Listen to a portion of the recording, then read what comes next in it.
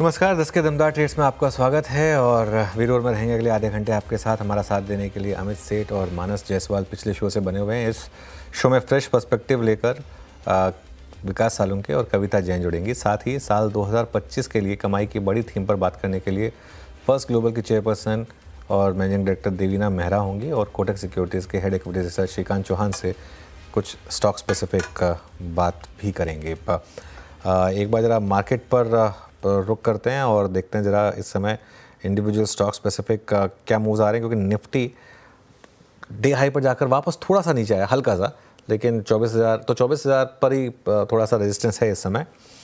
लेकिन आज रिकवरी है फार्मा और आईटी में। Doctor Reddy's, Coforge, Ipca labs, Aurobindo pharma, Persistent Systems और बीएसई, ये कुछ स्टॉक्स हैं जहां पर क्लियरली आज आपको अच्छा खासा मोमेंटम दिखाई देगा।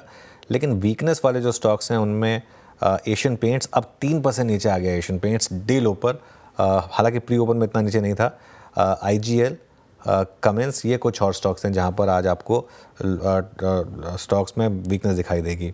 और एक स्टॉक की मैं बात करना चाहूँगा, कोरोमंडल इंटरनेशनल। वीरो, ये चीज़ मैं एक कहूँ, अगर कभी कभी हम थोड़ा सा एक ahead of the curve idea देते हैं हमारे व्यूअर्स को।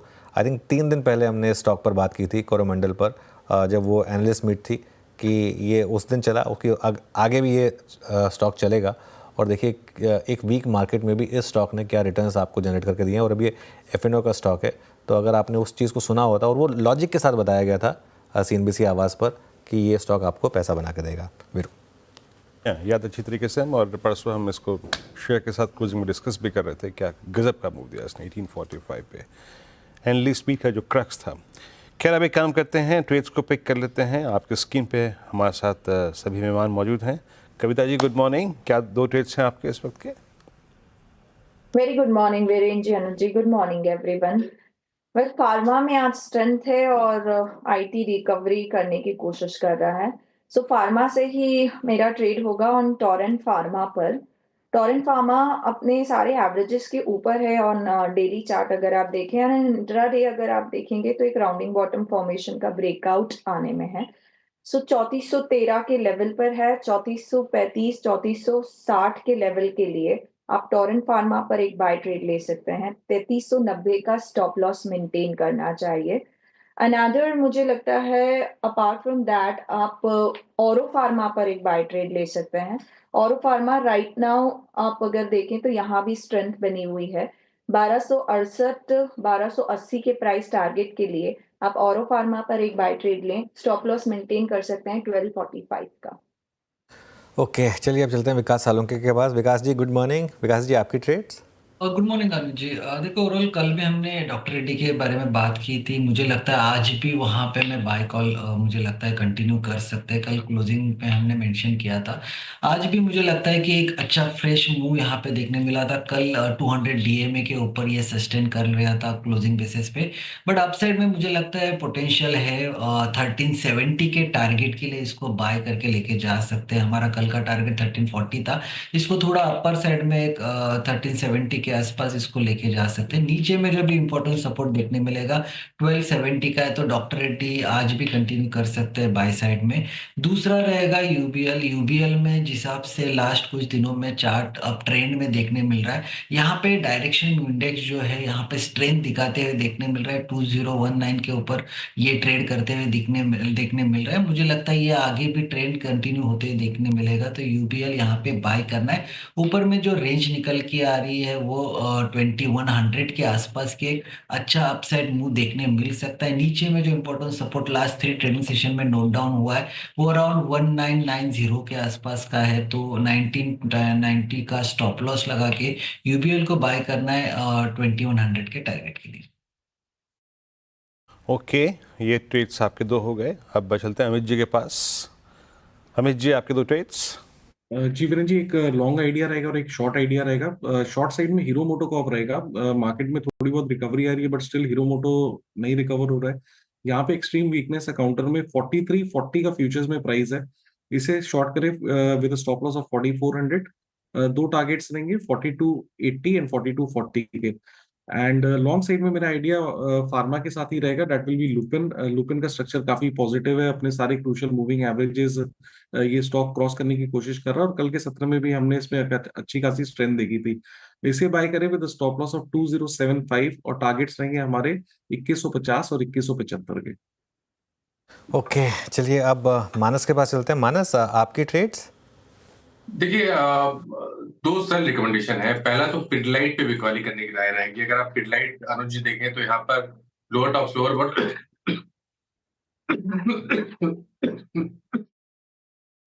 हमसे आते हैं आपके पास, कोई स्ट्रेस नहीं है। तो थोड़ा सा मौसम भी इस समय ऐसा ही है। काफ़ी वैसे स्टॉक्स में अच्छे मूव्स आ रहे हैं इस समय। Lupin, Torrent pharma, doctor Reddy's, Ipca, Aurobindo pharma. Manas, आपकी तबीयत और फार्मा स्टॉक्स एक साथ लिंक हो रहे हैं। अच्छा बताइए, ट्रेड्स क्या रहेंगी इस समय अगर ठीक हो गए तो? अभी तो देखिए, पिडलाइट पे पहले बिकवाली करने की राय रहेगी, जहां पर लोअर टॉप फ्लोर बटन बन रहे हैं। स्टॉक ने एक इम्पोर्टेंट सपोर्ट भी ब्रीच किया है, तो पिडलाइट के फ्यूचर में बिकवाली करेंगे। 3000 के प्राइस चल रहे हैं, 3040 के स्टॉप लॉस से बिकवाली करनी है। 2920 के टारगेट पॉसिबल है पिडलाइट के फ्यूचर में। और दूसरा स्टॉक बजाज फाइनेंस का है। देखिए, यहाँ पर भी अब ऐसा लग रहा है कि लोअर टॉप फ्लोर बटन का कंफर्मेशन मिला है। इंपॉर्टेंट मूविंग एवरेज के नीचे बजाज फाइनेंस फिसला है, तो इसके फ्यूचर में बिकवाली करेंगे। 6940 के आसपास के प्राइस चल रहे हैं। 7021 के स्टॉप लॉस से बिकवाली करने का ट्रेड लेना है, और 6775 के आपको टारगेट सेट करने हैं। मानस, लखनऊ में ठंड कैसी है? आज हमारे यहाँ सुबह सुबह दिल्ली में 4 गया टेम्परेचर, वहाँ पे क्या हाल है? बिल्कुल, देखिए यहाँ भी वीरेंद्र जी अच्छी ठंडक है, लेकिन अगर हम देखें तो पिछले 2 दिनों में 2 दिन पहले जो ठंडक थी उससे थोड़ा सा रिलीफ मिला है। उतनी ज्यादा ठंडक नहीं है, बट विंटर्स है तो बिल्कुल विंटर्स तो रहेंगे ही रहेंगे। हाँ, अच्छा, यहाँ दिल्ली में उल्टा है। यहाँ पिछले 2 दिन से बिल्कुल गजब ठंड पड़ रही है। और देख लीजिए ठंड का हाल। इस वक्त 3 टॉप गेनर जो हैं वो फार्मा के हैं, डॉक्टर रेड्डीज, इप्का लैब और विंडो फार्मा। और भी कुछ हैं जिनका ठंड से सरोकार है, लेकिन मैं यहाँ पे उस पर जिक्र नहीं करूँगा। बाकी अगर आप देखें कुछ काउंटर्स जो कि अच्छा कर रहे हैं, उसमें हेवल्स जो अनुज ने टिप्पणी की थी अच्छा करता हुआ। लुक एट, एक बार आपकी स्क्रीन पे लेके आइएगा, भारती एयरटेल आज बहुत दिनों बाद एक छोटा सा पुलबैक जनरेट करता हुआ। भारती एयरटेल पे कविता जी आपका टेक क्या है? 1608, ये इसी क्लस्टर में बिटवीन आई थिंक 1500 काफ़ी टाइम स्पेंड कर रहा है। एक मीनिंगफुल बेस क्या भारती क्रिएट कर रहा है इस रेंज में? वीरेंद्र जी, अगर भारती को देखें तो कल 20 ये में ब्रेक होने के बाद अभी दोबारा इसे रीगेन करने की ये काउंटर कोशिश कर रहा है। मुझे लगता है फ्रेश बाइंग अगर किसी को लेना है तो 1620 के ऊपर जब काउंटर निकलता है तब इसमें फ्रेश बाय को अप्रोच करना चाहिए for the price target of 1640 1660। So buy only about 1620।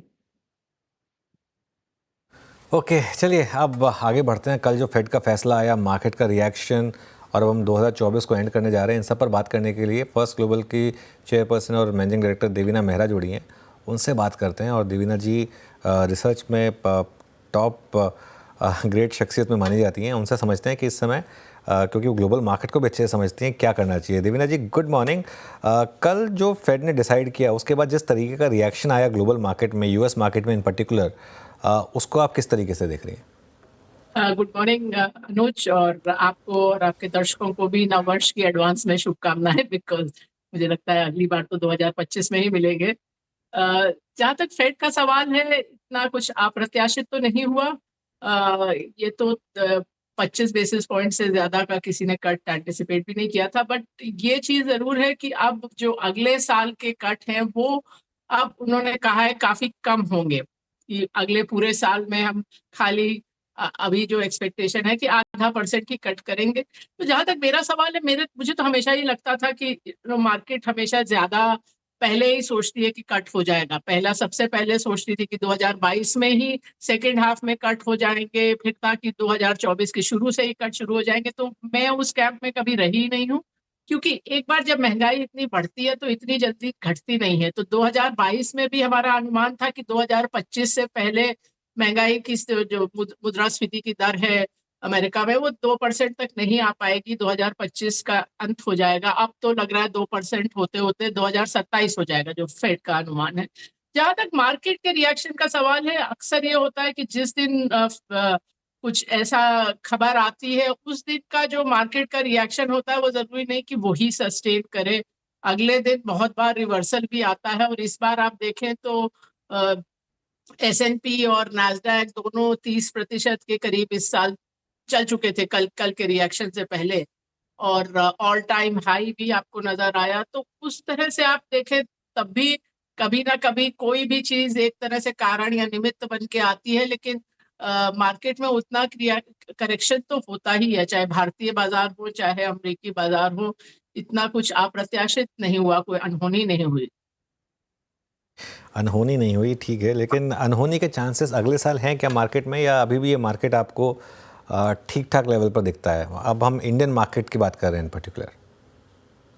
अभी मुझे 1-2 साल के हिसाब से मार्केट में बहुत मेन स्ट्रीम इंडेक्स में ऐसा कुछ नहीं लगता कि आप वो मार्केट से निकल जाना चाहिए या बहुत सारा कैश रखना चाहिए। तो जो भी आपका इक्विटी का एलोकेशन है, जितना भी आप समझते हैं कि आपको शेयर मार्केट में होना चाहिए, उतना भर निवेशित रहने का ही समय है। अगर आप भारतीय बाजारों को भी देखें तो मैंने पिछले 17-18 साल का डेटा देखा था, तो हर वर्ष मेरे ख्याल 4 साल ही ऐसे थे जिसमें 10% से कम का करेक्शन रहा, जिसमें एक 2023 भी था। तो आप सोचो, तो अब 2 साल में आपका जो मैक्सिमम इस साल वॉलेटिलिटी मेरे ख्याल 11% के करीब टॉप से नीचे गया था।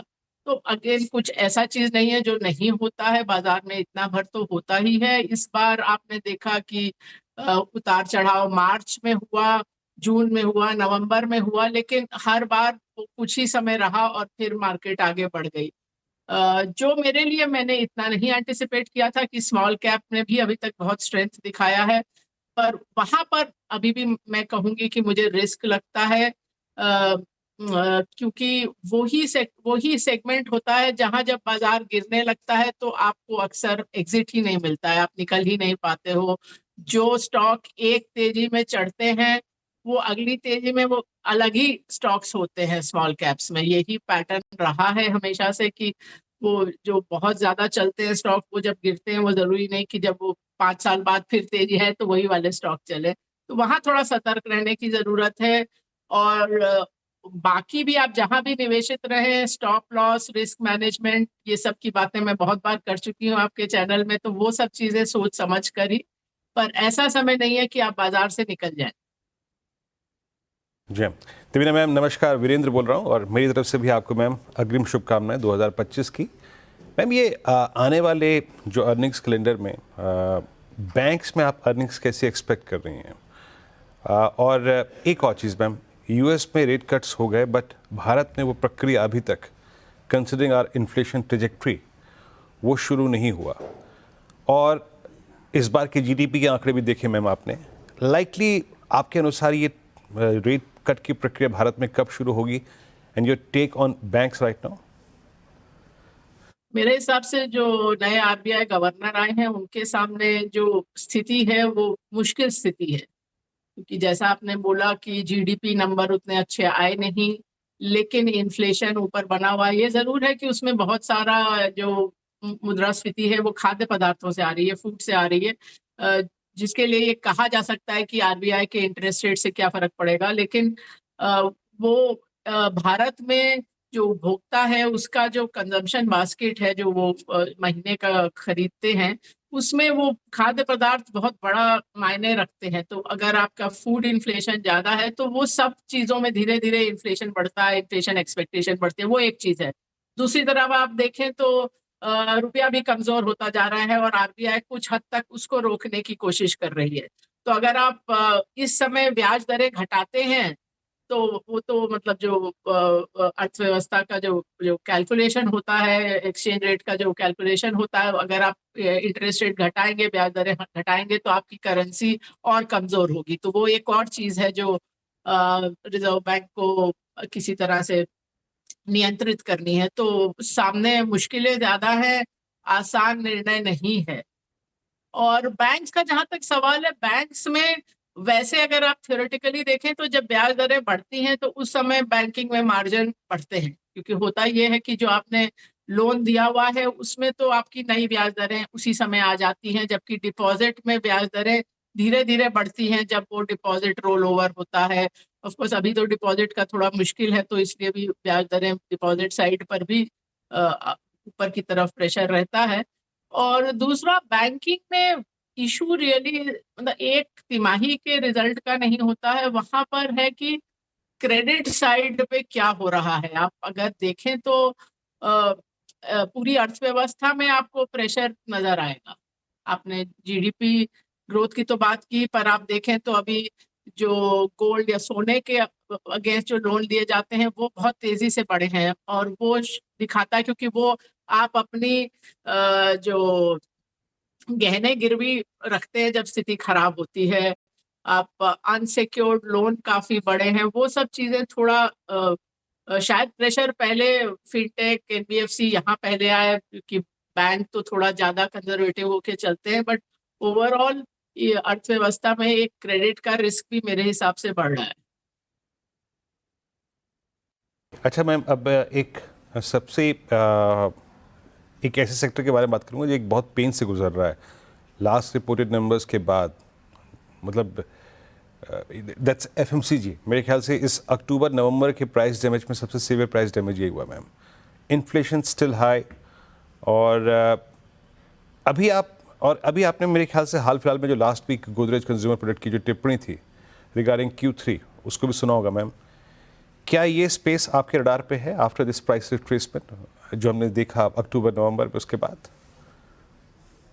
देख रहे हैं, पर अभी लगता नहीं कि उसमें, बल्कि एक 3-4 महीने पहले लगता था कि शायद एफएमसीजी का मतलब खराब वक्त निकल गया है और शायद अब उसको देखने का वक्त है, पर उसके बाद से तो स्थिति खराब ही हुई है। मेरे ख्याल ये एक मेजर सेक्टर है जो इस साल के लिए फ्लैट या थोड़ा डाउन है, अगर आप सेक्टर इंडेक्स को देखें तो। और अभी भी जैसा आपने कहा कि ग्रोथ पर भी प्रॉब्लम है, इन्फ्लेशन पर भी प्रॉब्लम है, तो अभी एकदम से तो वो ये सेक्टर अच्छा नहीं लग रहा है। अच्छा देवीना जी, इस मार्केट में सबसे ज़्यादा जो रैली आई है वो आई है स्टॉक मार्केट प्लेस में, चाहे वो एक्सचेंजेस रहे हों या depository participants, mutual funds, wealth management, brokerages, infrastructure providers. ये रैली कितनी टिकाऊ लग रही है आपको? इस सेक्टर में हम साल के पहले जो भाग में ओवरवेट थे, पर अब नहीं है। अब हम लोग के पास इस सेक्टर में बहुत विशेष कुछ नहीं है। अब देखते हैं इस बार अब तिमाही खत्म हो रही है, जनवरी के शुरू में एक बार फिर से देखेंगे जड़ से कि क्या अच्छा लगता है। अभी तो हमारे रडार पे ये बहुत हाई आया नहीं है, पर जैसा कि मैंने कहा 2-3 हफ्ते की बात है, फिर एक बार देखेंगे, शायद कुछ नजर आए। फिलहाल तो जहां हम लोग ओवरवेट है वो है फार्मा, आईटी, ऑटो कंपोनेंट्स, ये सब में क्लियर ओवरवेट होगा। कैपिटल गुड्स, इंडस्ट्रियल मशीनरी जो 3 साल से ओवरवेट था, अब हम लोग थोड़ा मार्केट वेट से कम ही है, थोड़ा स्लाइटली अंडरवेट है। तो ब्रॉड तो ये है। एफएमसीजी जैसे मैंने बोला, देख रहे थे कि शायद अब बॉटम आउट हो गया, लेकिन अभी फिर स्थिति थोड़ी खराबी हो गई। ये जो आपने 2 सेक्टर की बात की, आईटी और फार्मा, इसमें से आईटी में तो बहुत बड़े मूव्स ऑलरेडी आ चुके हैं और फार्मा में भी डिसेंट मूव्स रहे हैं, तो इन लेवल्स पर भी ओवरवेट होने का अगर आप दोनों सेक्टर्स में एक अपना थीसिस बता सकें तो? अभी भी ओवरवेट है, बिकॉज फार्मा, आईटी आप देखें तो बहुत लंबे समय तक, बीच में कई साल काफी खराब परफॉर्मेंस रहा, तो आपको उस कॉन्टेक्स्ट में भी देखना पड़ेगा कि 2021 और 22 और 23 में क्या हुआ। तो अभी 24 में तो खैर अच्छा किया है, नो डाउट। फार्मा का तो जो अंडर परफॉर्मेंस था वो इवन लॉन्गर टर्म, आप इस साल से पहले 5-6 साल का देखें तो फार्मा ने बहुत अच्छा नहीं किया था। तो हम लोग पिछले साल से 2023 से फार्मा पे ओवरवेट हैं। अभी तो खैर मतलब इतना चलने के बाद वो सेक्टर थोड़ा रुक सा गया है, पर अभी भी हमारा जो उस पे थीसिस है, जो आउटलुक है, वो अभी भी पॉजिटिव बना हुआ है। हाँ, अच्छा मैम, ये अगर आपने हाल फिलहाल में निफ्टी CPSE इंडेक्स पे एक नज़र डाली हो, मतलब मेरे ख्याल से 22-24% का रिट्रेसमेंट हायर लेवल से PSUs में काफ़ी प्राइस डैमेज हुआ है। वो जून, जुलाई, अगस्त का जो टाइम फ्रेम था उसमें हमने प्राइस डैमेज देखा था डिफेंस में, हमने रेलवे स्टॉक्स में रिट्रेसमेंट देखा था, बट इस बार का प्राइस डैमेज बाकी सभी कंपनियों पे हुआ है। Look at Coal India, NTPC, अभी PSUs में मैम आप लोगों ने कुछ ऐड किया हो बीते एक महीने में, या फिर ये प्राइस अट्रैक्ट कर रहे हो? नहीं, अभी हम लोगों ने इधर कुछ ऐड नहीं किया है। और आप कुछ हद तक देखें, जिस टाइम ये स्टॉक्स चल रहे थे, चाहे वो पावर सेक्टर में हो चाहे रेलवेज में हो, अगर आप उन लोगों से बात करते जो इन सेक्टर में काम करते हैं वो सब बोलते थे, या फॉर एग्जांपल शिपयार्ड्स और इस तरह की चीजें, कि मतलब हमको तो समझ नहीं आता कि किस कारण से इस लेवल तक पहुंच गए हैं स्टॉक्स, क्योंकि बिजनेस में इतना बड़ा कोई बदलाव हुआ नहीं है। तो ये जब इस तरह की किसी भी थीम पे बहुत ज्यादा लोग घुसने लगते हैं, वो हद से ज्यादा गुजर जाती है। अभी मैं कुछ टाइम पहले एक डॉक्टर से बात कर रही थी, उन्होंने कहा मैंने कभी इक्विटी में निवेश नहीं किया, मैं म्यूचुअल फंड के थ्रू भी नहीं, और उन्होंने बोला कि मेरे मित्रों ने डिफेंस में बहुत पैसा बनाया है, वहां डालना चाहिए क्या। मैंने कहा जब बात आप तक पहुंच गई है तो आप यही समझ लीजिए कि वो कहानी खत्म हो चुकी है। और इस साल मैं देख रही थी कि जितने भी डिफेंस के थीमेटिक फंड्स आए थे, उन्होंने बहुत अंडर परफॉर्म किया है। तो वो थीमेटिक फंड अक्सर ही पीक के आसपास आते हैं, तो ये चीज समझनी चाहिए। तो जब थीम बहुत पुरानी हो जाती है, तब शायद जस्ट ऊपर से नीचे आ गई इस थोड़ा, इसके कारण आप वापस उसमें घुस जाएं, ऐसी कहानी नहीं होती है। ओके मैम, बहुत बहुत शुक्रिया, आप इस कार्यक्रम में शामिल हुई। और दिन तारीख है आज 19 दिसंबर, और मेरे ख्याल से जब अगली मुलाकात होगी, आपसे बात होगी, मेरे ख्याल से 2025 होगा। तो एक बार फिर से आपको अग्रिम शुभकामनाएं नववर्ष की। आपको भी। आते हैं अब, चलिए अब, धन्यवाद ma'am. It's 932941। Shrikant Chauhan Kotak security से जुड़ चुके हैं। Shrikant, good morning. Shrikant, industries पे आपका व्यू कैसे अप्रोच कर रहे हैं क्लाइंट्स को? इंडस्ट्रीज पे व्यू क्या दिया आपने? Good morning Virendra, good morning everyone. तो देखिए, हमें लगता है कि जो मार्केट है उसने अपनी एक रेंज डिफाइन कर ली है, और 24,865 24,850 पे जो मार्केट ने अभी जो रिसेंट हाइज बनाए थे, ये एग्जैक्ट 50% रिट्रेसमेंट रेशियो था अपने एंटायर फॉल का, और वहां से ही मार्केट ने वापस हमें गिव अप दिया है। But at the same time, अगर इसके पहले जो हम लोगों ने फॉल देखा था, वो फॉल था तकरीबन 23,200 के करीब का था, और वो था नियरली 3,000 पॉइंट्स का, and 61.8% of the entire rally. यानी कि जो इलेक्शन के दिन पे जो लोज बने थे, वहां से अगर हाईएस्ट पॉइंट को अगर हम कंसीडर करते हैं 26,300 को, तो उसके 61.8% पे मार्केट आके वहां पे हमने रिबाउंड दिया था। तो हमें लगता है कि जब तक मार्केट इन लेवल्स को नहीं तोड़ता, तब तक मुझे लगता है कि इसी रेंज में हम ट्रेड करते हुए नजर आएंगे। और मुझे लगता है कि आज जैसे हम 200 डीएमए के काफी नजदीक हैं, तो इन लेवल्स पे हमें लगता है कि कुछ बिल्कुल खरीदारी करनी चाहिए, क्योंकि हमें लगता है मार्केट रेंज बाउंड रहेगा। और शायद अगर मार्केट में अगर यहाँ से और एक फॉल आता है, तो 23,500 के करीब मार्केट के लिए अच्छा सपोर्ट है। With a very short term perspective, मुझे लगता है कि पुट कॉल रेशियो इस मंथ का, यानी कि दिसंबर महीने का 0.80 पे आ चुका है, और जो वीक्स है वो भी 15 के करीब आ चुका है। तो हमें लगता है कि ये मार्केट का जो सेटअप है वो काफी ओवरसोल्ड सेटअप है, और यहाँ से एक रिबाउंड बन सकता है। तो जब तक कोई रिवर्सल फॉर्मेशन नहीं बनेगा, तब तक हमें लगता है कि थोड़ा हमें कॉशियस रहना है, लेकिन इन लेवल्स पे कभी भी हमें कोई रिवर्सल फॉर्मेशन देखने मिल सकता है। तो लॉन्ग टर्म व्यू हो तो बिल्कुल कुछ खरीदे, लेकिन वेरी शॉर्ट टर्म के लिए कुछ रिवर्सल फॉर्मेशन का हमें इंतजार करना है। श्रीकांत, टू व्हीलर स्पेस पर आपका क्या व्यू होगा? दोनों बजाज और हीरो अब अपने हाई से 30% गिर चुके हैं, मतलब बेयर मार्केट टेरिटरी में। यहाँ क्या व्यू होगा? देखिए अनुज, हमें लगता है कि इस पर्टिकुलर स्पेस में अगर दोनों स्टॉक्स को कंपेयर करें, तो मुझे लगता है कि बजाज ऑटो अपने इंपॉर्टेंट सपोर्ट्स के करीब आ चुका है, और इन लेवल्स के करीब ये कंसोलिडेट भी हो रहा है। इसके बाद अगर कोई स्पेसिफिक अगर मार्केट में थोड़ा सा भी अगर रिकवरी का पैटर्न बनता है, तो बजाज ऑटो बिल्कुल रिकवर हो सकता है। लेकिन हीरो मोटर्स हमें लगता है कि थोड़ा प्रेशर में रहेगा, इन लेवल से भी इसमें और गिरावट बन सकती है। ये स्टॉक जो अभी 4,350 के करीब है, हमें लगता है कि ये स्टॉक कम से कम 4,000 के लेवल्स के करीब आ सकता है। ये सभी एवरेजेस के नीचे कंफर्टेबली ट्रेड कर रहा है, और लोअर टॉप लोअर बॉटम की सीरीज एस्टैब्लिश कर चुका है। पर बजाज ऑटो में हमें लगता है कि पॉजिटिव डाइवर्जेंस आया हुआ है। यकीनन पूरे स्पेस में प्रेशर है, तो स्टॉक रिकवर नहीं हो रहा है, लेकिन हमें लगता है कि इन लेवल्स पे ये काफी अट्रैक्टिव बाय है। Although you are technical analyst, लेकिन न्यूज़ फ्लो पे आप भी नज़र रखते हैं। एशियन पेंट्स में लगातार क्रमबद्ध तरीके से नई नई नेगेटिव खबरें, अब फाइनली फेज ऑफ रेजिग्नेशंस। अब मैं इसके चार्ट को खुद भी रीड कर रहा था। एक बड़ा क्रिटिकल पॉइंट था फरवरी 2021 का, 31 दिसंबर 2020 का, जहां पे चार्टिकली 2300 के प्राइस पे इसने टाइम स्पेंड किया था। अपने इस पूरे ट्रेडिंग करियर का एक सब्सटेंशियल टाइम स्पेंड किया था। अब ये वो जोन भी सरेंडर कर रहा है। क्या आपको 2000 की पॉसिबिलिटी लेटर और सूनर लग रही है क्या, जो कि पोस्ट कोविड सबसे बड़ा ब्रेकआउट पॉइंट था? जी, बिल्कुल इसमें बिल्कुल एक बड़ा ब्रेकडाउन हुआ है।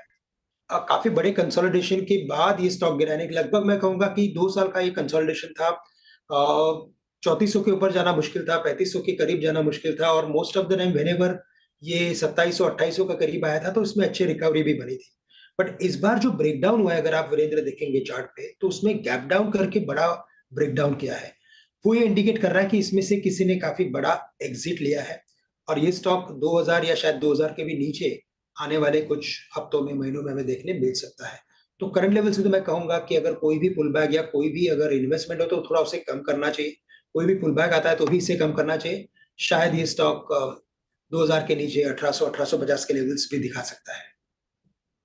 ओके, चलिए श्रीकांत, बहुत बहुत शुक्रिया फिर आज हमारे साथ जुड़ने के लिए और इन सब स्टॉक्स पर बात करने के लिए। मार्केट में जो रिकवरी थी वो क्लियरली 24,000 पर जाकर एक हर्डल फेस कर रही है। 23,950 पर अब निफ्टी, इवन जो मिड कैप की रिकवरी थी अब वो कुछ हद तक फ्लैटन हुई है अगर आप मिड कैप इंडेक्स देखेंगे, और एडवांस डिक्लाइन भी अगर आप देखेंगे तो वापस हम थोड़ा सा डिक्लाइंस के फेवर में आए।